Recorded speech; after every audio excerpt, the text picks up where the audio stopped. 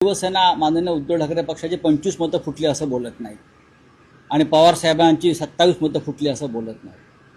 असं विधान करणाऱ्यांचा मेंदू गुडघ्यात सुद्धा नाही, त्यांना मेंदूच नाही. हे कोण लागून गेलेत आमची मतं फोडणारे? हे तुम्ही निष्ठावंत जे राहिलेत आमच्या पक्षामध्ये ताकदीनं, त्यांचा अपमान करताय सगळ्यांचा. निष्ठा या शब्दाचा अपमान आणि कलंक लावणारे हे लोक आहेत.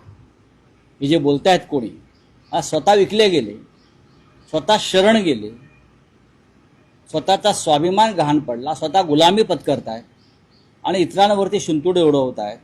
हे जे कोणी लोक आहेत शिंदे गटाचे वगैरे, त्यांना सांगा जाऊन फार शहाणपणा करू नका.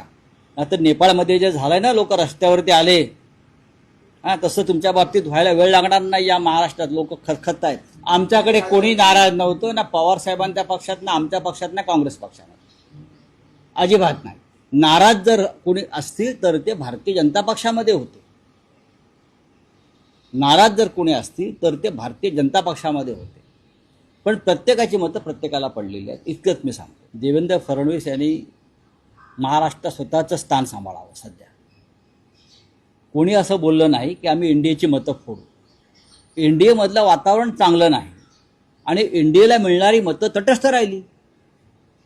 एनडीएला एरवी मिळणारी बीजेडीची मतं, बिजू जनता दलाची मतं, त्यानंतर अकाली दलाची मतं, केसीआर पक्षाची मतं, ही तटस्थ का राहिली याच्याविषयी बोला. जी तुम्हाला मिळणारी कायम संसदेच्या प्रत्येक मतदानामध्ये गेल्या अनेक वर्षामध्ये सर्व मतं भारतीय जनता पक्षाला पडली.